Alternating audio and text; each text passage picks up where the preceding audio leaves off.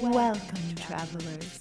We're aware that your journey was difficult, but prepare to have your questions answered, for you have been granted an audience with the Masters of Modern. And welcome back to Masters of Modern. I am your host, Alex Kessler, with my co-host, Ben Bateman. Oh my goodness, guys, I'm excited. It's a top 10 for you. I love top 10s. I know, this is different, though. We're starting a new series of top 10s. This is top 10 commons. So this was due to popular demand, and by that I mean 2 people tweeted at us, like... I was told this is top 10 decks that could use Spellskite in the main. Oh, no, I lied to you. Though, in helping your note, thanks to goldfish.com, I think is what it's called, or something along those lines, they do a lot of statistics on Moto. Spellskite is technically number 4 or 5? Number 5? Number 4. Number 4. You said 4 before the podcast. If I said 4 before the podcast, it's number 4 in all most played cards in Modern. That makes sense. Tarmogoyf. I mean, I don't think that it being the fourth most played card in Modern actually does any more for its case for me, because I feel it should be the number 1 most played card in Modern. I think it actually was also the most played creature. Yes, and it makes sense because it's colorless. It has a colorless activation, and it is a 4 of or a 3 of in almost every single sideboard. Okay. I've said for a long time, not just that I think it's I don't think it's a 4 of in any sideboards. A lot of sideboards that I've seen. Every sideboard I build. That's well. No, that's a lie. It's not in any of the sideboards I build because it's in the main deck as a 4 of. No. My thing is that I just think that there are.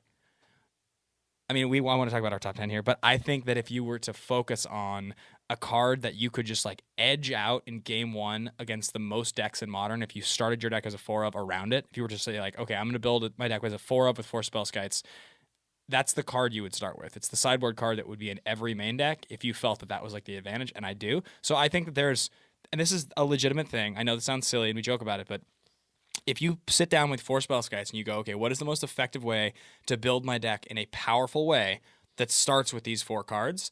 I think that eventually you'll see a deck where somebody comes out and that's like a thing. They're like, I started with 4 Spellskites and I won this Grand Prix. And that's when you start main decking Twisted Image. Yeah, exactly. So today we're doing top 10 Yes. commons. Eventually this will be followed by top 10 uncommons. Top 10... I don't know if we can do top 10 rares. That's like, seems really... That's so generic. Maybe. Top 10 mythics maybe, because that's so like, that's a back to more specific. We might just skip rares. Commons and uncommons like seems like top 10 basic lands. Yeah. Snow but cover mountain. Something, yeah. Maybe the snow covered lands and then regular lands. I would like to do commons, uncommons, and then start to classify like types of cards. So like top 10 combo cards or something like that, where like Splinter Twin. Well, I feel like before we get to those, we still have to finish all of the different card types. Yeah, so we've only done top 10 artifacts, I think, at this point, and we definitely have all the top 10 colors still to do. Wait, artifacts wasn't top 10 colorless cards? It was top 10 artifacts? You're sure? It wasn't colorless cards, it was artifacts. Interesting. Yeah. Okay, we're killing time here. Emrakul didn't make the list. Let's get to our top 10. All right, so... We're going to count backwards? Count backwards. And then we have... So this is going to be slightly different. We have our top 10, and then we have each of us have picked our top 5 or 6 cards we wish were played more, but couldn't make that list. It's like sort of there are a lot of commons out there. It's like a list of like cards you wish saw more play / cards that maybe see play that you wish were used like more creatively, kind of a thing. But yeah, we have our classifications. That could be the difference between how we picked. Okay, fair enough. Cards. I'm speaking for both of us. So I guess bring this up. Even if a card has been more recently printed as uncommon, as long as it has had a printing within the Modern format as common, it was allowed to be included. So the biggest exclusion here is Rancor, because its original printing is common, but it was reprinted as an uncommon, and the version that is legal in Modern is uncommon. Whereas I think there are 3 commons that were shifted to uncommon in Masters or Modern Masters 2. A lot more than that, but like 3 notable, ones, right? Like a Tribal Flames, a couple others that were shifted. Bolt. Yeah, Bolt, that were shifted over to uncommon. So as long as there was a common printing that is legal in Modern, we can use them on the list. Right. But plus, like Doomblade used to be uncommon, now is uncommon. Yeah. Or it used to be common and now is uncommon. Right. So because removal in general in sets have been moved up, so if it's a reprint, they're gonna make it more. Before we get into it, I do want to just really quick shout out. Be sure to check out Command Zone, which is our sister podcast on RocketJump.com.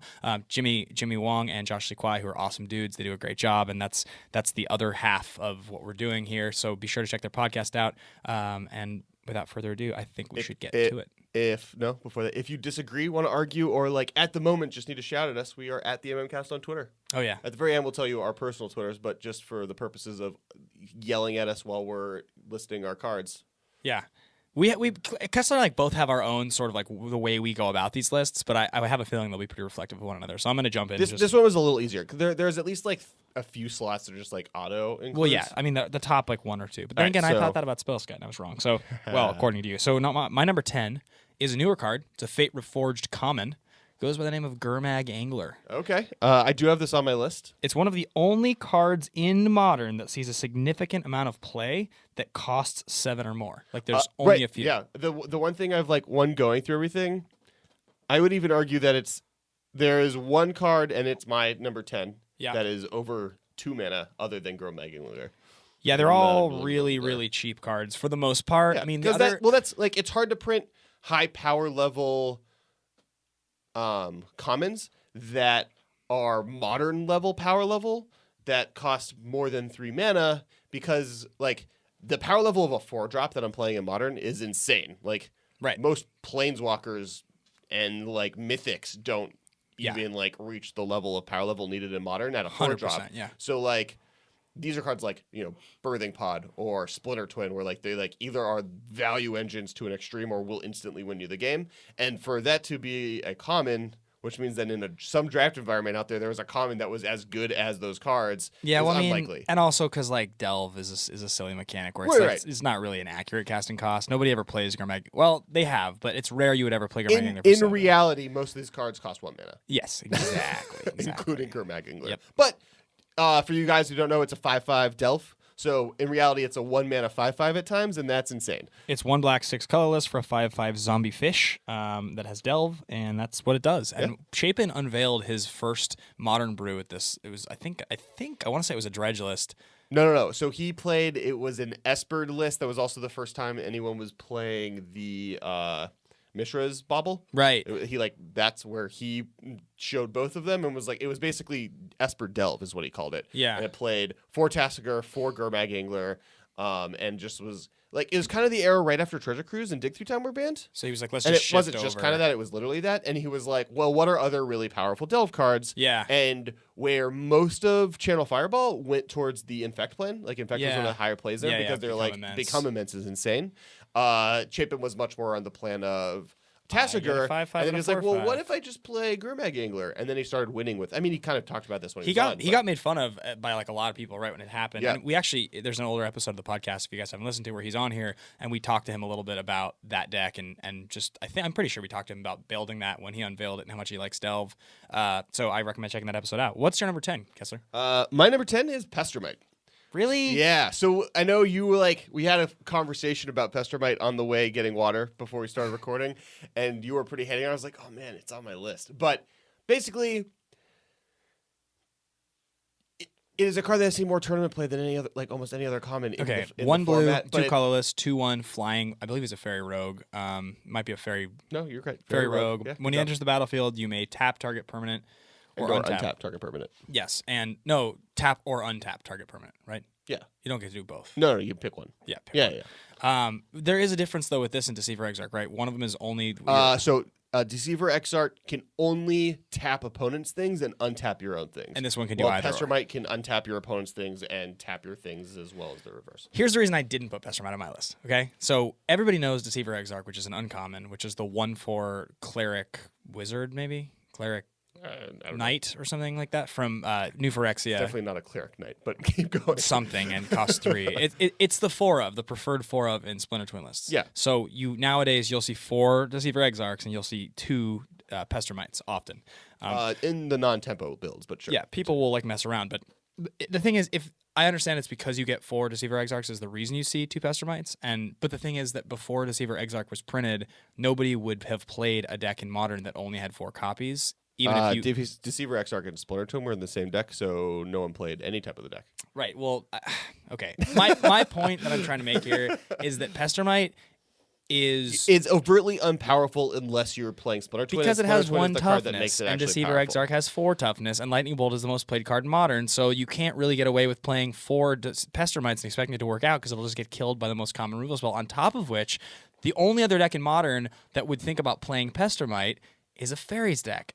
And guess what? The Fairies decks don't play any Pestermites. There is a reason it's number 10. It's on the list because there are cards that are higher. They are a higher power level, but have seen way less play. I mean, Gurmag Angler has seen way less play than Pestermite has in the history of the format. But you could play Gurmag Angler in any number of decks, and it would have the same sort of level of power. True, which is why Gurmag Angler is higher on my list than Pestermite. But Pestermite comes in my top 10 for that reason. In my Cleric Tempo deck, I would probably play 4 Deceiver Exarch. But in my Fairy Rogue deck with Uno's Gate Warden and Uno's Prowler. Would you really play Yeah. Deceiver Exarch in your Cleric deck? Especially because why are you playing blue? But okay. Yeah, anyway. Going to number 9, I'm going to say my number 9 because we literally just talked about it. It's Gurmag Angler. Okay. Yeah, so get that out of the way. It's higher on the list because it is a newer card. It hasn't seen a ton of play. It definitely will see play forever. Foil copies, I found out, are going for like almost $30, which is insane. So if you have foil Gurmag Anglers, congratulations. You just... That's interesting. And didn't know that. You just made money. Yeah. As I told you. It's really good. I mean, that card's powerful. My number 9... Oh, go ahead. The original Delve Black Creature was a staple in Legacy and Modern and everything else. And this is just arguably better because it can be 1 mana cheaper. Yeah, it is pretty interesting. I mean, it's also interesting that we haven't seen Hooting Mandrills really make a large impact in Modern yet. Like, it costs 1 less mana and it has 1 less power and 1 less toughness. Otherwise, it's the same card, right? Or is it Trample too? It has trample, but it's a 4/4 for 1 less mana. But the mana doesn't really matter. Yeah. 4/4 is a big deal because it doesn't fight through Rhinos. Yeah. Nor does it fight through Tassigurs, and it doesn't really fight through Tarmogoyfs very usually. easily. Yeah. And the other thing is, and the original deck that Hooting Mandrills was like, oh, we should maybe play that in that deck would be Dredge decks. Yeah. And Gurmag Angler is just infinitely better because of the zombie card type. Right. So like the fact that you can rebuy Grave Callers is really important. I mean, look, you don't have to convince me the 5/5 is better than a 4/4. It just is. It's just interesting that you have another creature that is similar and is not legendary that hasn't seen like a tremendous amount of play yet. So I mean, because it goes Gurmag Angler, then Tassigur, then Hooting Mandrills. And you can only play so many Delve cards. My number 9 is a recent all-star on the competitive circuit, and that's Dispel. Dispel has been aggressively printed. I think Wizards really likes this card a lot because they seem to keep reprinting it. It was originally printed, I think, in Zendikar as a common. It's 1 blue, instant, counter target instant. And I know that was it Worldwake or Zendikar? It was one of the two that originally got printed. I think it was Worldwake. I think Zendikar had Spell Pierce. Spell Pierce. Okay. And it's barely missed my list. Yeah, because Pierce is a card that it used to see a lot more play. It sees play in Legacy, and it used to see play sort of in these like tempo-y kind of Delvery decks in Modern. But I think what people realized more and more and more was that really what you ended up countering a lot of the time in Modern was an instant spell. And the fact that like late game, Dispel still counters Cryptic Command. It's still counters Electrolyze. It's still right. And I think Spell Pierce would make like a top 20 list pretty easily and handedly because it definitely still see play. It's like 1 of or 2 of. It's really good with Snapcaster Mage, etc. But I think Dispel right now, especially, we've talked about this before. There are so many instants in this format. Like the decks that you wouldn't expect to have instants now have Collected Company. So really, you have a target against every deck you're playing against. Right. So Dispel just has gained so much more value as a card. I also think one of the biggest shifts that we've seen recently, and this is one that I experienced quite a bit over the summer in the PPTQ season, was that burn decks, rather than just jamming your sideboard with life gain cards, you started to realize that Dispel was actually a powerful card to be playing against burn decks. I mean, Negate has always been pretty decent against burn. Yeah, and so when you start to think about turns 4, 5, and 6 against a burn deck, if you've stabilized a little bit, having just drawing Dispels against that deck mid to late game is not bad. It's just a 1-for-1 with their card. It's essentially like a 1 mana 3, gain 3 that's going to have game against a lot of other strategies. 1 mana gain 3 target player discards a card is not a bad card against burn. Yeah, exactly. So it's it's definitely pretty interesting, and I like Dispel a lot, so I find myself using it more and more. All right, number 8. Yep. So my number 8 to kind of go along with blue spells and Spell Pierce, Delver of Secrets. Oh, it's number 8 for you, huh? Yeah. So it's number 8, and this is a specific only to Modern ranking. So in the early days of Modern, Delver saw a ton of play. Yep. Ponder and Preordain were legal. Then those were banned, and then saw some play. But it's never really been as powerful as it was in Standard, when Ponder was a card, or in Legacy, because Brainstorm and Ponder exist in Legacy. And it's never really been as powerful as other cards have been. And it definitely was one of the cards when I was making my list that jumped around its placement. I lowered it eventually because in the history of the format, even and especially right now, Delver isn't that good. Yeah, it's definitely pretty funny when you think about the fact that one of the things in Modern that has been avoided in design over the years, and I think they're pretty aware of this, is that they don't want to have effects that can put cards from your hand on top of your library. And that's an effect that plays well with Delver. It's something that you get to see in Legacy with obviously Brainstorm, and when Jace was legal in Standard with Delver, you could do it. Which I think is a mistake, by the way. I think a 2-mana Brainstorm would be very good. Or Jace was never legal with Delver. I take that back. It was they were separated. But I mean, it's just the sort of Delver was the sequel to Jace. Yeah, we left. Oh God, Jace, blue-white decks running Standard into great. Yeah, blue-white Delver decks running Standard. So I definitely think that that's something they've avoided. And if they print a card at any point that is going to allow you to do that, to actively reset the top of your library in a better way, or put cards from your hand on top of your library in a better way, Delver gets better. It also just makes a lot of other cards in Modern a lot more dangerous. That's not something. I mean, that's you. True.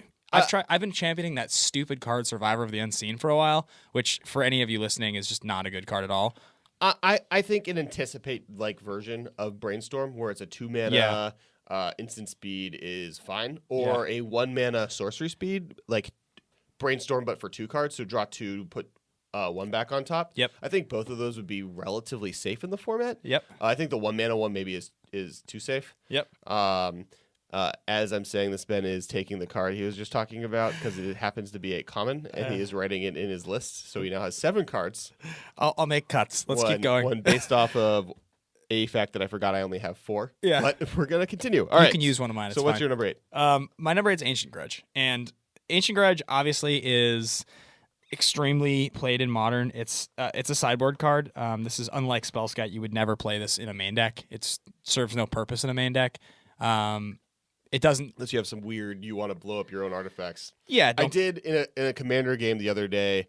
I had a indestructible artifact in play, but I had a storm spell. Right. And so I double casted Ancient Grudge on the thing I controlled because they had no artifacts for some reason, just to get my storm count up so I could get a bunch of lands. And then I had Borgromos and I killed them with it. It was great. There is a deck that I know has been kicked around a little in more of a casual environment. Our buddy Eric, who is like the father of Highlander Roulette, we've talked about it before, where you're essentially trying to come up with a strategy to turn your opponent's permanents into artifacts, and then you're playing like Shatterstorm and there's I've seen a few lists that kind of play around with Destructive Revelry, ideas. Shattering Spree, Ancient Grudge, March of the Machines. Well, because Liquid Metal Coating is the card that you turn to for the consistency. No, there's the other one. There's the 4-mana one that turns all permanents into artifacts. Okay. What is it called? No, there's Mycosynth Lattice. Mycosynth Lattice. Costs 6. So the deck in Modern is March of the Machines into Mycosynth Lattice. Okay. You destroy all their lands. Right.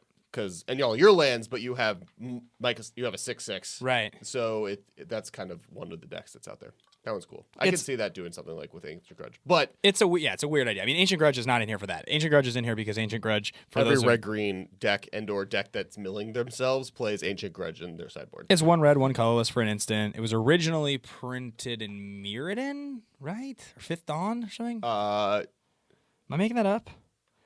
It got reprinted in Innistrad. That's where it came back. I feel like the original Ancient Grudge was from Time Spiral. No, it's for sure Time Spiral. Is it? Time Spiral, yeah. Okay, yeah, that makes sense because Time Spiral block is the only flashback set in Modern, and it's the art's way uglier. It's kind of the art's just kind of like random in both actually. It's fire. Yeah, burning. But anyway, yeah. So it got reprinted in Innistrad and it's good. It has flashback, off-color flashback. It can blow stuff up. Go ahead. My original playset of Ancient Grudges, I traded them the day before they were spoiled in Innistrad. Made a good $28. Did you really? Yeah. They were that much money? They were $7 each. I had a playset. I traded them Holy away. moly! And literally the next day they got spoiled. I have 35 Time Spiral Ancient Grudges. They're still sitting in a box. Like I have. Well, they're now worth nothing. No, they're not worth anything. Wow, it's impressive. All right, so we are on number 7. Yes. Cool. Mine is Wild Nactl or Nacatl. Oh yeah. Yeah. Wait. Did you add that after? Was that your number 10 that you added? No. How did I not put Wild Nacatl on my list? My number 10 is the next one that I added. It kind of it's complicated. Damn it. We tried to fact check. I can't believe that I forgot Wild Nacatl. It's totally more powerful than these cards. Well, yeah, maybe not. All right, that's fine. Yeah, you're good. Okay, so Wild Nacatl, for those that don't know, it's a green mana Delver Secrets. No, it's for 1 green mana you get a 1/1 that if you control also a plains and a mountain, it is a 3/3. It was banned It gets +1/+1 for each of those two types one time. So if you have a plains, it's a 2/2. If you have a mountain, it's so it is a max a 3/3 for 1, which is really good. It was banned it wasn't legal in Modern for years. They unbanned it. It actually didn't end up doing a whole lot once it was unbanned. Obviously, it's super powerful. Every Zoo deck out there, every Naya deck out there starts with 4 of these. It's been good since it was printed. 1 mana 3/3s. You're talking about how Gurmag Angler is good as a 5 mana 1/1, a 5/5 for 1, and that's after you doing a lot of work. This is a 3/3 for 1 with doing 0 work. Yeah, I guess. I guess maybe I did come across this in my mind because now I'm looking at my list and I'm actually not really feeling like I would put it ahead of these cards. Just because I think Nicodle, there was a time when that card was really powerful in Modern, but the fact remains that Burn is one of the most played strategies in Modern. So putting yourself to 17 on turn 1 to play Nicodle and probably putting yourself to 14 on turn 2 because that's the way your deck works is probably not the best idea in the format, especially with Lightning Bolt running around. Sure. Just trading, targeting 3 for Nicodle and then it gets bolted. Mind you, you'd also brick walls, goblin guides all day. So yeah, it's true, and it gets blocked by you know. I definitely. It's not number 1. Once again, yeah. Cards at the top are either kind of newer cards, questionable cards like Pestermite, or cards that are overtly powerful. You can't argue Delver Secrets isn't one of the top 10 creatures maybe ever printed. Right, but it doesn't see that much play in Modern. While Nicodle sees more play than Delver Secrets, it's in more decks, and it is overtly easier to be powerful. The deck doesn't have to work as hard for that card to be powerful. But for a skew of reasons, it hasn't seen as much play in Modern. I guess we should move on from it, but I guess if I was really thinking it might slot somewhere in between my 6 and my 8. I'm not really sure. But anyway, so that was number what for you? 7. Okay, so my number 7 is Terminate. Sure. 1 red, 1 black, instant, destroy target creature. There's nothing else going on here. It's originally a Shards of Alara or a Conflux common. No. It was originally plane shift. Yeah, Yeah, it was originally from plane way shift. back in the day. The second set in the invasion block back in 2001 or 2000 or something like that. The second gold block. Yeah, I think I have 8 or 9 plane shift ones, but it's Modern legal, printed as a common in Shards of Alara block. Yeah. I guess the reason it was like a bubble card. It definitely was on the edge. If we were doing a real honorable mentions, it probably would have made it there versus cards I want to see play. Yeah. I didn't include it. It hasn't seen a lot of play until very, very recently. Yeah, which is funny. So it didn't used to see play, right? And back when Jund was a thing, it would see a little bit of play in Jund. Even then, it was like a fringe, like a 2 of 78th card. Yeah, but it sees lots of play in Grixis decks, and Grixis became prominent with the printing of Kolaghan's Command and the power of Gurmag Angler. So I think once there was a home for it, it was a card that was always well, Jund and it plays it. I think Rhino helped it a lot. The fact that Rhino is just a threat. So now you have Tarmogoyfs, Rhino. You have all these just dirtily big dudes, including Gurmag Anglers and Tassigers, that gained a lot of value for that reason. It's definitely powerful. It's the really the only Doublade variant that sees play in the format. Yeah, I think what happened was that it was one of those cards where it was sort of in the beginning of the format, people were like, what's good? What are the prime removal spells? What should I play? And then it was this, and this are a little better than Terminate, so we'll just try these. And then it was the status quo. You just play these cards, not Terminate. And then once it swung back around, people were like, oh, this card's really, really good. Right. I also think that the fact that Birthing Pod got banned made it much better. Yeah, that's probably true. I think the fact that, the number 1 deck in the format isn't running 4 Kitchen Finks for Voice of Resurgence makes Terminate a lot better. Yeah, that makes sense. All right, so number 6. So, Spreading Seas. That's in your top 10. Yeah. That's in my honorable mentions. Okay, so I love Spreading Seas. Yeah, I love Spreading Seas. Love it. This is up here for 2 reasons. One, I think the fact that Merfolk is as strong as it is. Yep. One of the reasons is on the back of this card. It's the most powerful card in the deck. Yeah, I think the fact that it's comparable to Blood Moon at times, yeah. And then it also basically reads, target player is going to stumble on mana. All your creatures are unblockable for the rest of the game. Is very strong, and it just cantrips out of that. Yeah, it's very strong. I totally agree. I adore this card. Yeah. It's super creative. It's just there's a lot of design space for brewers with this card. That's why it's in my list, because you can think about the different ways you can play this. It's cheap. It cantrips. It's a mana denial spell, but it's a cheap card that does cantrips. So if you have any way of returning it to your hand and replaying it, it's good. I also think so. We've talked about what cards should be and shouldn't be banned many times on this podcast, and recently, especially in the last couple of months, I've been very hard on Blood Moon needs to go. Yeah. I think the main reason this card doesn't see play in many more decks is because Blood Moon is a card. Right. Because this is actively bad with Blood Moon. Yep. Because they Blood Moon you this, well, they I don't even know how what works. But in reality, once Blood Moon's gone, fingers crossed, this card becomes like what Splinter Twin puts in that slot. Yeah, no, it's this is definitely a card that if you don't have Blood Moon, you're gonna get more creative. It's just a little less powerful. But I mean, it's cool though, and it's cooler. It's like the fact that it's 2, like I said, it's an enchantment. There's just a lot of clever things that I think you can be done with this card that aren't done, and maybe we'll see more of it. So my number 6 is Delver. We already talked about it. I do love Delver of Secrets. You talked about it. We didn't really explain what it is. You can talk about how great it is. Yeah. It's 1 blue for a 1/1. What's he, a wizard or something like that? He's a wizard. Cleric? He's a human wizard. Human wizard. Not everything is a cleric. He's a flip face card. He's one of these cards that got printed in Innistrad block, and he's a 1/1. At the beginning of your upkeep, look at the top card of your library. You may reveal a card. If it is an instant or sorcery card that is revealed this way, transform Delver of Secrets. Its flip side is a human insect called Insectile Aberration, who is a 3/2 flyer. So Delver is one of the most powerful cards ever printed. Creatures. Yeah, at common. It was totally overlooked when Yeah. it got printed, like for a good solid month. I mean, it's kind of like right now, we haven't seen what any of these new cards are really going to do in Modern or Legacy, because it's been a month or more than a month since this set, especially since the Battle for Zendikar was spoiled. And there just hasn't been a Modern tournament. There hasn't been a Legacy tournament. So same deal with kind of Delver back in the day. Yeah. And it took a while for it to catch on in Standard. Do you remember how it the worked? Illusions deck was the first one that played it, which was just like a mono blue aggro deck. With Lord of the Unreal and Phantasmal Bear. Yeah, a bunch of just illusions and illusion Phantasmal lords. And it just like Image. played this because it was good. Yeah. And it just good enough as an aggressive creature. And then they realized, oh, no, this card's amazing. And then it became Spirits. And then it became the Geist, Restoration Standard? Angel, Yeah. Delver deck that was problematic and was the second coming of Cobblade. And Yeah, well, and this card is extremely famous, unless I'm totally mistaking this, but I'm pretty sure this card is extremely famous for being in that Esper Spirits deck that John Finkel played against Kibler. Oh yeah, that's it. In Honolulu. I think they both were playing this. No, he was playing. Kibler was obviously playing his green red ramp deck. Right, you're right. With Primeval Titan and Huntmaster of the Fells. And I was trying to remember if Finkel was playing Delvers in this deck. Yeah, he was. Positively. Yeah, for sure.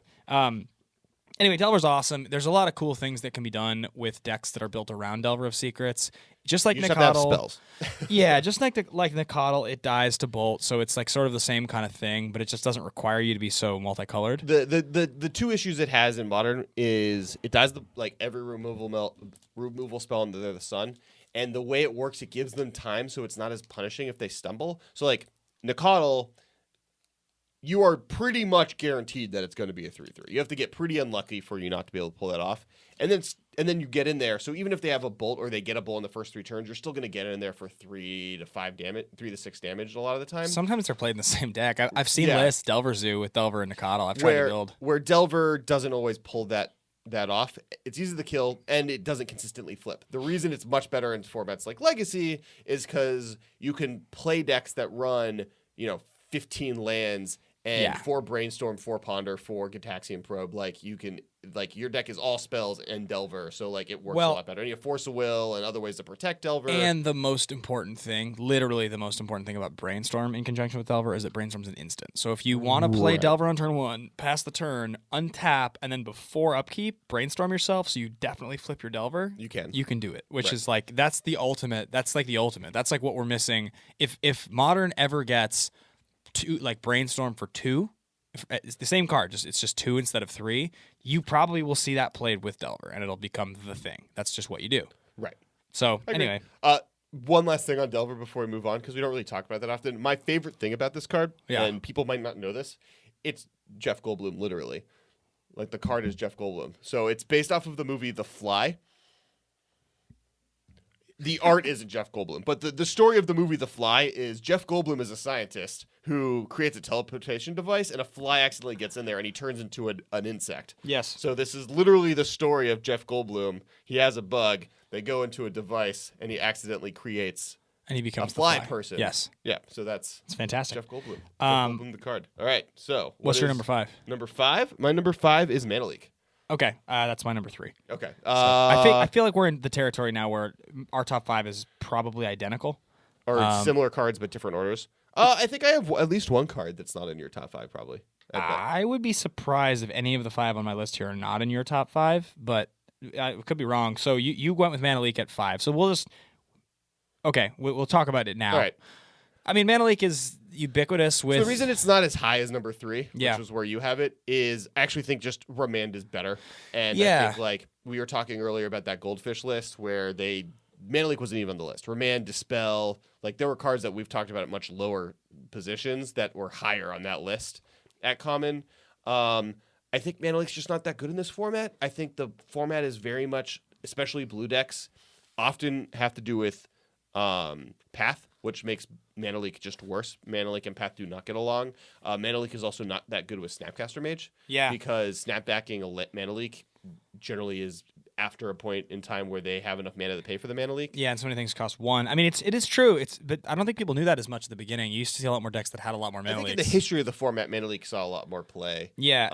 Well, and Mana Leak will see play forever. It's the reason it's in my top 5. Like, my top 5 is all ubiquitously some of the most powerful cards ever printed. It is the 3rd best counterspell in the format. Yeah, well, so it's really funny, right, that we've watched sort of the mutation of Modern from beginning to end, where you basically have a couple different kinds of decks. The way that decks use CMC, the way that convert mana cost, like the way that decks like sort of evaluate a card's cost now. Mm-hmm. It was very like when Chapin was telling us about the creation of that Grixis deck, and he was saying like there are control decks and there are tempo decks, but you can't play a traditional control deck in Modern with cards like Sphinx's Revelation where you're just gonna like 1 for 1 and then draw a bunch of cards. He's like, it doesn't really work like that. You have to string together a bunch of marginal card advantage spells, chain them together to create card advantage, which ultimately ends up making sort of a tempo deck. Mm-hmm. So a card like Mana Leak doesn't work as well, and if that idea is the whole format, which is that you should be looking for the edges and the incremental advantages on 1 and 2 mana spells at all times. Do they cantrip?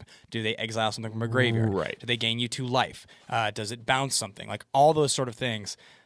Does it make something else you're going to play cheaper? Then this card is out of place because it's ultimately, in a lot of cases, going to do the same thing that Dispel would do. Right. It's right, or it's going to be a little bit less good than Spell Pierce, or it's not going to draw you a card or do more, so you should just be waiting out and playing your Cryptic Command. Like, right. And that's though thinking about it on this note, and this is a brew, but it's an Alex Kessler brew where it's just good cards versus a Ben Bateman brew. Almost every single green-black X combination has seen a lot of play, but Bug, Sultai.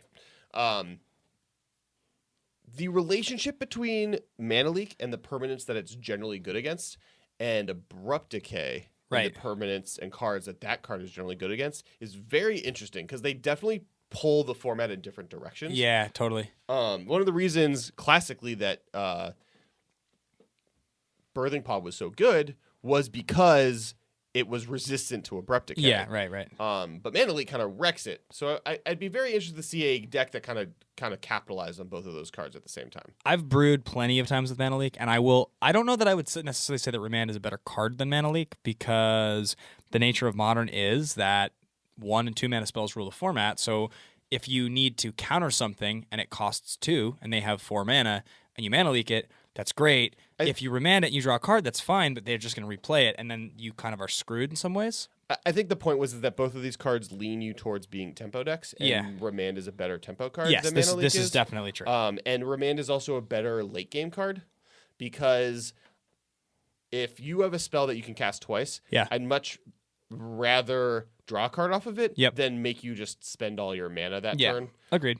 I mean, I didn't put Remand ahead of it because it's an uncommon, but but yeah, I mean, Mana Leak, I could see how Mana Leak is a little worse than I have it here. For the record, and I didn't put Dispel on my list because I kind of knew you put it on there and it kind of fell off, but Dispel sees more play than Mana Leak does. Yes, and I agreed, and I think from a Modern standpoint, it's definitely the more efficient card than Mana Leak. Sure. But if you were just going to sort of in a vacuum look at all the cards that are legal in Modern, Mana Leak is a better card than Dispel. it's Yeah. significantly better. Yeah. It's just No, Dispel. I think Mana Leak is better than Dispel. Dispel just sees more play right now. Right for now, the reason exactly. Because I 2 months, 3 months ago, like before the summer season, I would before not Collected have put, Company existed, before Dragons of Tarkir, Dispel would have never been on this list. Yeah, it would have been a fringe sideboard card. So What is your number 5? cranial plating. Okay. And plating was another card that was shifted. Cranial Plating is my number 3. It's number 3. Okay. Yeah, so our 5s and 3s switched. So we'll just hit 4 and then 2. So plating is interesting, right? Because plating is the only card on my list here that is clearly only in one deck. Yeah, and I hate using cards like that in lists like this. The difference between say like this and let's just say that Which is interesting because like you use Pestermite. And no. So I think classically when we make these top 10 lists, I much more often lean on the meta cards. Yeah, not even meta cards, but like when we did top 10 artifacts, I had a bunch of affinity cards because like even though those decks aren't versatile and aren't in a bunch of decks, affinity is the best artifact deck in the history of the format and will be forever. Yep.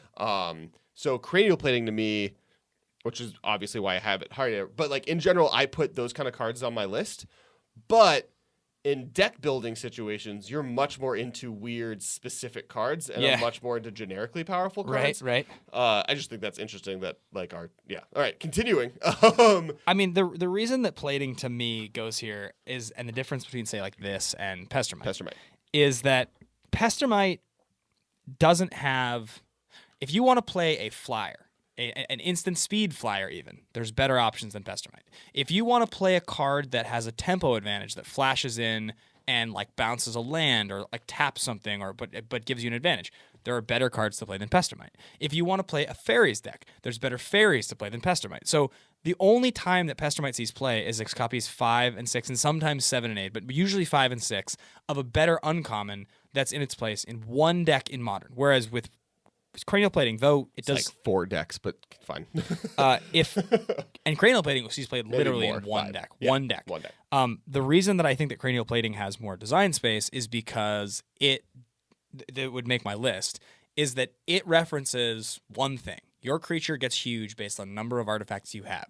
That means that at any point in time, if there's another way to build an affinity deck or a deck that utilizes a huge amount of artifacts, you could use cranial plating in that deck because it's doing something extremely powerful. I think the way I came at it, and it's maybe the reason it's higher, is it's similar to that concept, but almost the opposite in the sense that Splinter the Pestermite card in Affinity is more of the Ornithopter or the Memnite. That's fair. Where it's a role player that combos with the really powerful cards, and you want as many of the cards that work with your really powerful cards as possible to make those cards work. But in reality, it's pretty replaceable. Yep. Like theoretically, Pestermite could be replaced by that new 3/3 green-blue bounding Crassus, or it could be replaced in white or other colors. Cranial plating is arguably the reason you do it. Like cranial plating is much more similar to Kiki Jiki or Splinter Twin, right? Specifically Splinter Twin, in the sense that you are playing all these artifacts that are kind of bad. Like Memnite is a bad card, but because cranial plating and Ravager exist, it's a deck that it goes into is very good. Yeah, and I would even argue that cranial plating, if Ravager was common, I would have cranial plating higher than Ravager. Yeah, I mean, I think that I can't give you like a list that comes to mind for me where I would use plating in a different way. It's sort of more like I'm sort of thinking like versus Ravager, which like there's like aristocrat artifact deck could theoretically play it. Well, with like plating, for instance, like what if you were gonna build some sort of like, okay, I'm gonna build the hyper infect version that utilizes a lot of artifacts but doubles up on the effect of them because sounds great. And it's like similar because you already use Inkmoth If you had Nexus. artifact lands, that deck would be nuts. Yeah, that's what I mean. And so I think that anytime. I just think that anytime anyway, whatever. We don't have to harp on it, but that's the reason for me. Well, I think, and when it comes down to it, it's one of the most powerful cards, period, in the format. Right. There is an entire deck that has been a tier 1 since literally day 1 of the format deck that exists because this card exists. The linchpin of the deck would not exist without And yes, this is in 15 decks like the rest of my top 5. Right. But this has been in almost just as much top 8s, if not more, than some of these cards. Fair enough. Let's continue moving down the line. In fact, my number 4 has been in less, and which is why cranial plating is higher than my number 4. Which is? Gitaxian Probe. Oh, that's also my number 4. Oh, really? Oh, yeah. perfect. Look at that. So our then top our lists 3 are the exact same. is, yeah. Okay. All right. So Gitaxian Probe, For those who don't know, it's Phyrexian mana. That means you can either pay 1 blue mana or pay 2 life, and you get to look at your opponent's hand and draw a card. It is a free spell. It does a lot of really powerful things, especially since Delve came on the scene. It's become a staple of the format. So if you're playing Delve cards and/or Prowess cards, you're most likely playing this card. The information you get from it is very good. The fact that it makes your deck kind of a more of a 56 card deck versus a 60 card deck. Cantrips in general have been very good. It's very good with Snapcaster Mage because you can play Snapcaster Mage as a tempo 2-drop versus a random spell later on. Yeah, it's really good. I mean, anytime you can play free spells in a format, like that's what I'm sort of talking about when you're thinking about like the mutation of the format, and as it's each strategy and each way of playing has sort of moved more and more and more into this hyper efficient, sort of like the way Legacy operates. It's Modern's so much closer to Legacy now than it ever used to be. Just the way that the decks function. It's black it's missing its blue dominance, which is fine. Yeah, I mean, in some ways it's better for that reason. But Gitaxian Probe is your classic card. It's just like it's not that powerful, but it's so good. It's so good in terms of like what you want to be doing, like this tap dance, like this sort of like what the word I'm looking for? This very like sort of strategic tap dance that you're doing often with your opponent, where you're just like, I can go for it, but I need to know what they have. One more card would be great. I'll pay a little bit of life to have a little bit more of an advantage. Oh, this card makes my deck a little smaller. You know. Well, I mean, like that example with Snapcaster Mage. Yeah. The fact that I can use it, see what they have, be like, oh, tempo would be great right now. They have no way to stop me just getting it for 6 damage with a 2/1 on turn 2. Makes that play worth it. Or you don't do it and you wait till later. Like the information is key. Yep. And Gitaxian Probe gives you a lot of information while helping you out. The other one is, Chapin recently wrote an article saying Abbott of Carol Keep is the 5th 2-drop. So there's always this argument that there are 5. There have been 4 epic 2-drop rares. Card advantageous 2-drops. Not even card advantage, like just the best 2-drop creature, one for each color. Card advantage is, as he said when he spoke to us, like in the sense that card advantage can be generated in a number of ways. Sure. I mean, like, because Tarmogoyf is the green one, and I would argue that that's not a card advantage card, other than the fact that it just is bigger than everything else. Yeah, so exactly. You're getting ahead by the fact that you have something that is unanswerable by their means early. Right. And he has said that Abbott Carol Keep is his 2-drop. I personally think that the 2-drop, even though it doesn't fit, is Eidolon Great Rival. Yeah. But beyond that would not be true if this card didn't exist. If Gitaxian Probe wasn't a card, Abbott wouldn't be it wouldn't be playable, but it would be much worse. Yes. I mean, and also evidenced by Mishra's Bauble. So I suppose let's move on to number 2, maybe. I guess we have, if we both have Probe. Oh, so for record, my number 3 was Cranoplay. I think his was Mana Leak. So let's just clear it out. Yeah. I'm guessing Lightning Bolt's your number 1? Yeah. And number 2 is Serum Visions? Yes. Yes, okay. All right, so Serum Visions, I don't know how much more we could say about this card. Like, we talked about how good Brainstorm would be in the format. We've talked about how Ponder would have been, this is the Batman. I've always said it. Serum Visions is Batman of the format in the sense it is not the hero we want, but it is the hero we deserve. Yeah. Serum Visions is sort of hilarious because it's very clearly the correct power level for the format. And I remember all the various times in the format when like cantrips have been discussed, like the original banning of Preordain and Ponder, when people used to play a lot more decks that played this and a lot of sleight of hands, sort of like trying to figure out like what's correct. Used to be only in combo decks. Then nowadays you'll just see a lot more decks that play a lot more Serum Visions just to play a card that lets you move through your library a little faster and draw a card and do something. The Delve cards have just put it over the top. The fact that Delve and Prowess, those are the two of the mechanics out of Khan's block, encourage, and one of them is now Evergreen, encourage cantripping spells to such a degree that Serum Vision is just great. Obviously, I'd be rather playing with one of the 3 better versions of this. What's interesting to me about this card, and it doesn't get said a lot, is this card is actively better with Delver of Secrets than Preordain is. Because Preordain, you are looking at 2 and then drawing. So only the top card of the cards you're looking at, only one of them will be able to flip that Delver because you're going to be drawing one. Right. And with this, you draw a card, and then for sure you can set up so Delver 2 turns. So if you turn 1 Serum Visions, you can make it so your turn 3 Delver flips. Guaranteed. Your turn 2 Delver flips on turn 3. Yes, exactly. Yeah. That you can't do with Preordain. It's impossible. Even though Preordained's definitely a better card. Yeah. In every other way. But with Delver, Serum Visions is better. Yeah, agreed. I mean, I like Serum Visions, and I find myself playing more and more of them. I think the other thing that's great about a card like Serum Visions, and this is better than Gitaxian Probe, and the reason that it's higher, it's not only good and powerful as a card, but like in Magic, we are happier as a game when we get to do more and interact more and like just like see more, think more, like sort of feel like you have more control of what's happening in the game. It makes the game experience for everybody more fun. So this is a great card for that because it's appropriately costed. It's powerful enough. It doesn't feel like you are dirtling or wasting your time, but it also isn't so powerful that you feel like when someone casts Serum Visions, they're getting way ahead. And for the record, the difference between, because I don't think we've explained the difference between Preordained and Serum Visions, it's a very small facet that completely alters how the card works.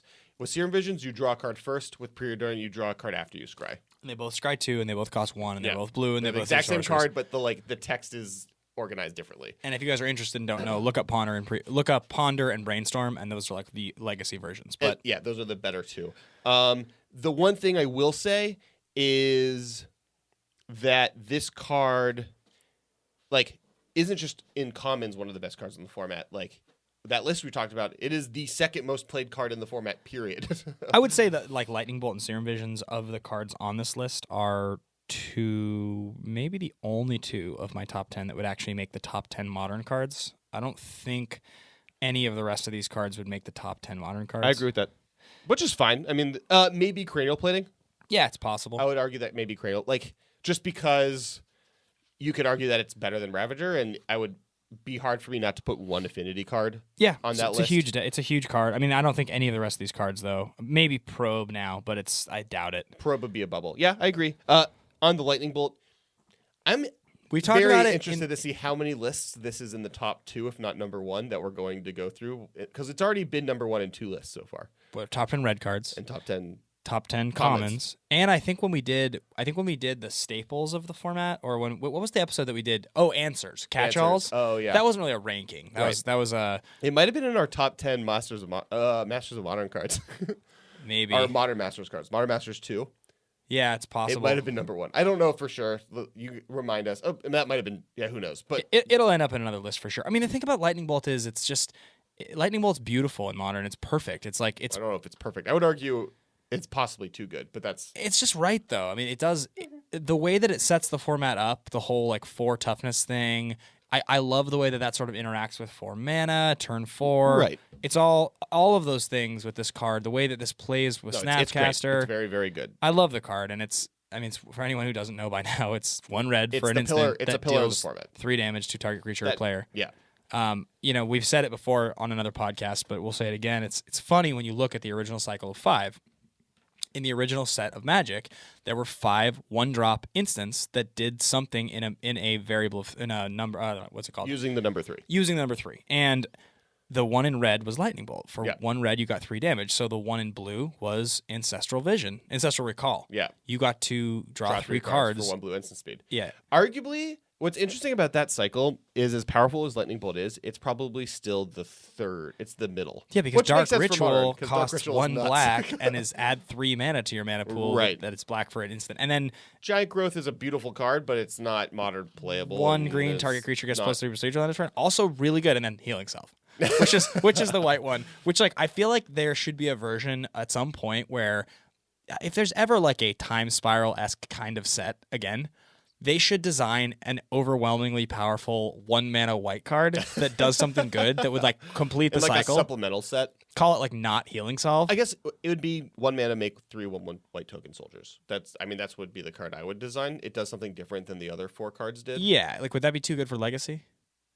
Maybe, but you put it in Commander product and you ban it if you need to. Yeah. So anyway, Healing Solve, for those that don't know, I don't want it in standard. 1 white instant, gain 3 life or prevent 3 damage to target creature, or prevent the next 3 damage or whatever. It's just like arguably Lightning Bolt and Dark Ritual are possibly too powerful for most formats. So yeah, it's fun. So anyway, Lightning Bolt, awesome, great card. This is kind of exciting because we have a few minutes and we both have a list of honorable mention / cards we wish saw more play. Before we get there, if you guys have your favorite common, please tweet at us. We are at the MMCast. We'd love to hear what you guys think is the best commons in the format.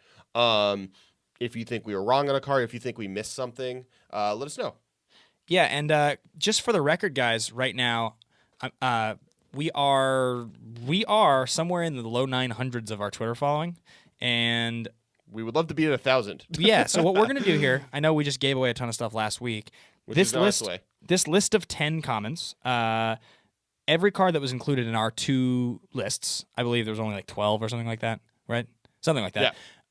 Yeah. Whoever is our 1,000th Twitter follower, when that happens, we're going to send you one of each of these commons. And I know that's not the most amazing thing, but because we're announcing it on this episode. Serum Vision's in there. Yeah, Serum Visions is like $6-7, maybe more, 10. $12? Something like that. It's $12. But yeah, we'll send you, Probe's got to be a couple bucks. We'll send you one of all of these cards, and we'll ship it to you, and you just need to get in touch with us when you are our 1,000th follower. So I would rally, this should be pointed out, actually. If we get to 1,000 within, what should we say, 1 episode or 2? Should we say 1? 1. 1 episode. We have to get to 1,000 Twitter followers by 1 episode to give this away. So and yeah. That's the thing, guys. That's going to do it. So let's just list the cards off. Lightning Bolt, Serum Visions, Mana Leak, Gataxian Probe, Cranial Plating, Delver of Secrets, Terminate, Ancient Grudge, Dispel, Gurmag Angler, Pestermite, Spreading Sea, Wild Nactyl. That is the 13 cards you will get. Let's get into our honorable mentions. Sure. This is exciting. Do you want to go first or should I? I'll go first because I kind of want to explain it. Rancor. Okay.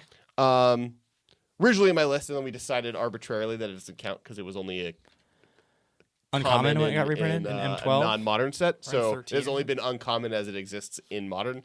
Rancor's really good. It's a 1 green mana, 2/0, maybe the best green enchantment. It's clarify that. It's 1 green mana for a creature aura that its creature gets +2/+0 and trample, and when that creature hits the graveyard... No, it's when Rancor is placed into a graveyard from play. Yeah. It returns to your hand. So the only way to get rid of a Rancor is if you kill a creature in response to the enchantment. Correct. Or Thoughtseize. Or exile it or whatever. But yeah, it's ridiculously powerful and always has been. So during the original era of when the M sets were coming out, Wizards had a policy where every core set, they would print 1 new classic card that was epically powerful in each of the colors at common or uncommon. And the first set, M10, had Lightning Bolt. Yep.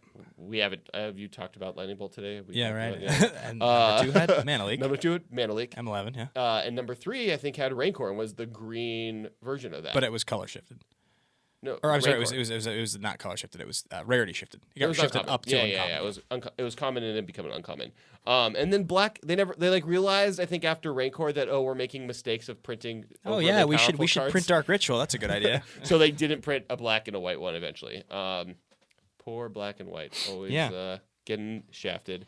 So yeah, that's my number 1 of the honorable mentions. Card is great. I'm saving the best for last. Yes, we already talked about Spreading Seas. That was on my list. I'm gonna go with a funky one. This is, if you've ever heard us on this cast before talk about Wizards decks or things like that, or like just fringe decks, this is a card that sees like no play, but I think it's a really cool card and most people don't know about it. So it's a card called Vidalcan Ethermage, and it's one of these weird future shifted cards from Future Sight. It is 1 blue and a colorless for a flash Vidalcan Wizard that is a 1/2. Now it says when a Vidalcan Ethermage comes into play, return target sliver to its owner's hand. I know, sounds totally unexciting. Yeah, that's not what it says. Yeah, here's what makes the card good. It has an ability called Wizard Cycling. So for 3 colorless at instant speed, you can discard Vidalcan Ethermage from your hand and search your library for any creature or spell that has the card type, creature type Wizard, which means any changeling. There's a couple tribal wizard spells from like Lorwyn block, and then lastly just any wizard ever, which includes Delver of Secrets, which includes Snapcaster Mage, Venser. Like there's a ton of Venser. Wizards, so many wizards. There's combo cards that are wizards. There's all kinds of stuff in. Includes my next card. Yeah, and so I think that this is one of those cards that like, if you ever build a deck that like functionally has a wizard that is part of your combo or is like just the linchpin, a lot of people don't know this card exists, and it's a very, very, very good card for what you're trying to do. So it's something to keep in mind. Remember that cycling can happen also at instant speed, so it isn't. You're not End of turn. Tutoring for 3 mana. Right. Yeah. At sorcery speed. My card, I'll join in on the theme of wizards that are toolboxy. Trinket Mage. Oh yeah. But that's an uncommon. Nope, it was a common originally. And then it was reprinted. It was reprinted as an uncommon. Oh, but as a common originally in 5th Dawn, it was a common. Yes. Yeah, all right. Yeah. I love Trinket Mage. Trinket Mage is 1 blue, 2 colorless for a 2/2 wizard human. And you may search your library for any artifact with converted mana cost 1 or less. Right. So We Toolbox. need that sound, Dex. that drop, the like toolbox. Yeah, toolbox. Yeah. I remember. I always Every wanted time. that one. Yeah. Yeah, I loved Trinket Mage. This Okay. isn't radio, right? We don't have sound effects. Yeah, that There's producer. not a producer behind the glass. That's just There's glass, that's though. just a C. That's just a C3PO life size cutout. The card's sweet. You can get so many cool artifacts. Think about them. Yeah. All the trinkets. There's like so dirtily. I mean, in Commander, it's like great because you get top or soul ring. But in this, you get engineer explosives. You get everybody definitely. knows. Yeah. It's a good card. It's a good card. All right, what's your number? This is one again we've talked about on this cast, and I'm going to pair this because it goes with another card. So the card I'm going to mention is Scythe Tiger. I know you're laughing because I love this card. Scythe Tiger's great. So much worse than two of the other cards that are pretty much the same. Except that this one can't be lightning bolted. That's so true. This is one but green. Have to sacrifice a land. Look, it's better than you think. It's 1 green for a 3/2 creature cat with Shroud. When Scythe Tiger enters the battlefield, sacrifice it unless you sacrifice a land. So obviously nobody likes to sacrifice lands in Modern. The question is, how important... I think that's... I love fetching. That's great. How many... Like, the question is, how many lands that you need for a deck to be functional, and how far ahead could you get early on enough if you had like a deck that relied on this and something else that you wouldn't be able to just win the game if you played for like a 1 mana 3/2 on turn 1 that could not be lightning bolted, could you get far ahead? So the other card that I have on this list is Vapor Snag. But One it's also blue. a 3/2 with no evasion, correct? Yeah. Well, so this is what I'm saying. Vapor Snag. So Vapor Snag, 1 blue for an instant. Return target creature to its owner's hand. That creature's controller loses 1 life. So if you could envision some sort of tempo-y deck that played maybe like this and Nicodle and Delver and Vapor Snag or something, I don't know. This just seems like a trump card that you would maybe be able to play early, and it might be better than you think. I don't know. I'm just saying. Look, you said I don't know like 3 times. Look, in one Kessler, sentence. you know I'm always trying to identify cards that are underplayed and have unique abilities. Give me another card that is a 3-power creature in Modern for 1 mana that has some sort of immune to removal ability. Is there another one that exists? No. Exactly. I would argue that Goblin Guide has immune to it ability because it comes into play at haste on turn 0 and hits them for 2. And gives them a land and then gets killed. Gives them a land. And burn? Who cares? They can have all the lands they want. Maybe the deck plays Goblin Guide also. It could. All the 1-drops.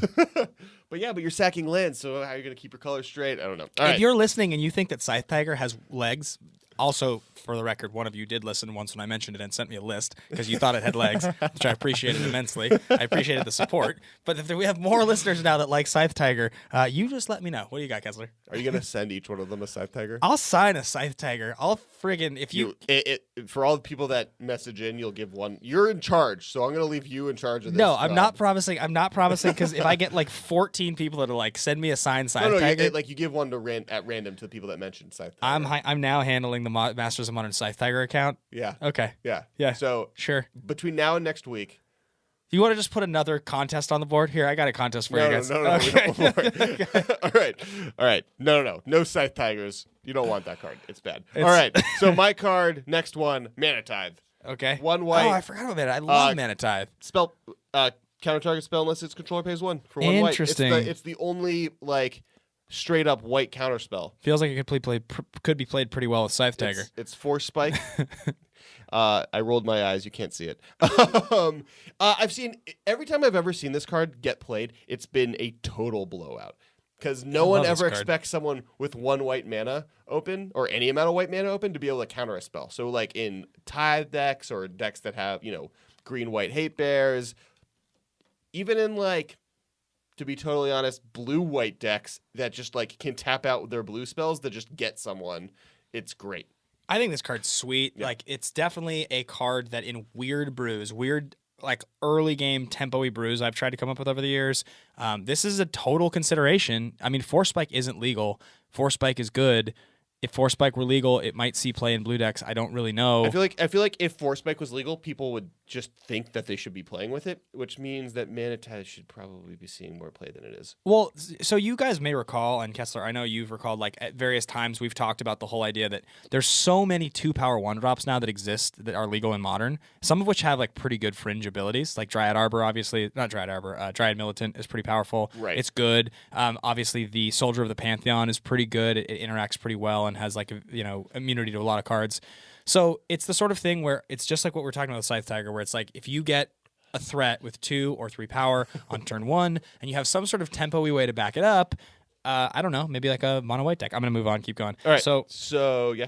I'm going to use my favorite one because if we're running out of time, I want to make sure I get it in. I mentioned it earlier, Survivor of the Unseen.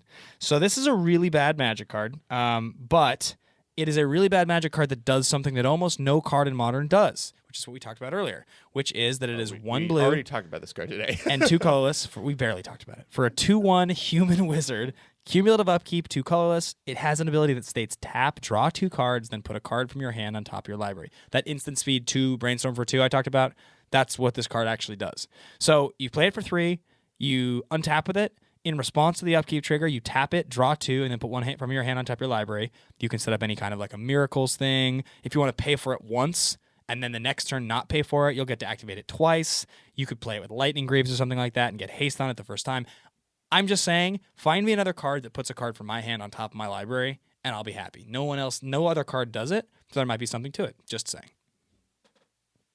It seems really bad. It might be really bad. I love the card. It's a 3-mana sorcery thing that like may do you something on the 4th turn, kind of. Interesting that it's a wizard, and Vidal and Othermaid search as wizards.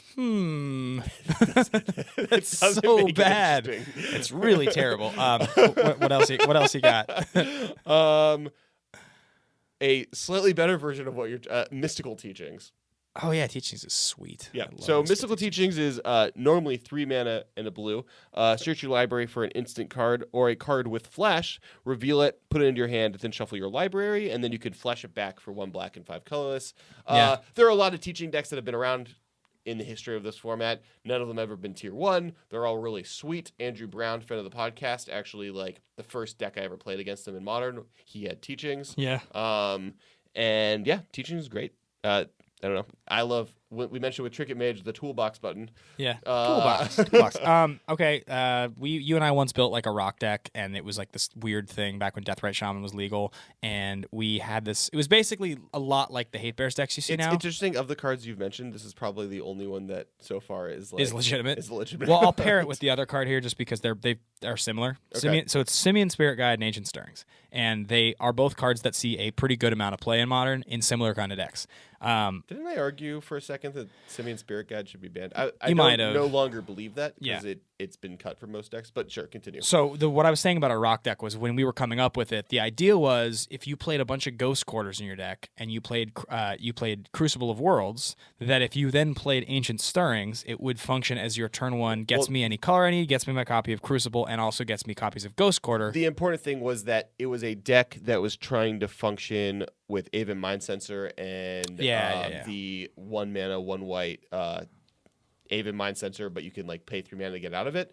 Path Leon and Arbiter. Leon and Arbiter, using Path and Crucible and Ghost Quarter. And because you couldn't search your deck to get to those cards if you needed them, and they're important to kind of accomplish what you're trying to do, Ancient Stirrings was kind of a pseudo tutor because it let you dig. Yeah, it was actually kind of similar to a lot of the Hate Bears decks that Kibler ended up like playing and rolling out there that have become a little more popular. They just changed it. They didn't go with our whole like Crucible of Worlds package. Right. But I just think that Ancient Stirrings, because it references colorless, and colorless is such a broad term, is you can build creative decks that utilize lands and artifacts and various other things pretty well. The other card here, I referenced the Simian Spirit Guide, which is 1 red, 2 colorless for a 2/2 ape creature or something like that. It doesn't matter because what it actually does is you can exile it from your hand to make 1 red mana. Yeah, it's the original. It's a color shifted version of Elvish Spirit Guide, which is the exact same thing, but it's a fairy or something, and it's green from Alliances. Right. But the reason that I put Spirit Guide here is it's a 4 of in Goryo's Vengeance decks. Yeah. And it saw some play, and now they play like a 1 of in Amulet decks. Yeah. And technically you can cut them or you can play more. It's what allows a lot of decks in this format to win on turn 1. Yes. So the whole thing with Simian Spirit Spirit Guide, the reason it's here is just like, you think about the way a lot of decks work. You think about the importance of turns 2, 3, and 4 in Modern, and how important we say often when we're doing a deck tech and we're doing a turn-by-turn breakdown of it really matters who goes first here, blah, blah, blah. If you can get a turn ahead by using Simian Spirit Guide in a lot of decks, I don't know that it's incorrect. It's probably right to experiment with a lot of decks and see, how does this deck function if I have 4 copies of Simian Spirit Guide here? Maybe I can get ahead. That's why I put it on the list. It's kind of very similar to the opposite of Gitaxian Probe, where Gitaxian Probe makes your deck smaller, it keeps your hand full, and it gives you information. This gets your deck out faster, but makes your deck almost thicker because you basically like are mulliganing for that effect. And it has a little bit more of a risk. It's interesting. Definitely a good card. Yeah. I once said it should be banned. That good, but I don't no longer believe that. My next card is Faithless Looting. Oh yeah, Looting's sweet. It's good in a lot of decks. I think the reason I put it here is it doesn't see a lot of play in a lot of decks. I think it's probably more playable in decks than it gets credit for. I think some decks could just use it as card filtering, and it doesn't see play in that capacity. It really only sees play in decks that involve the graveyard, and it's best in those decks, but I would be interested to see this kind of card seeing more play. We talked about how cantrips are good. This is a little worse than a cantrip, but it's a little bit better because of the flashback. Interesting with prowess cards. Totally. Seems sweet. Yep.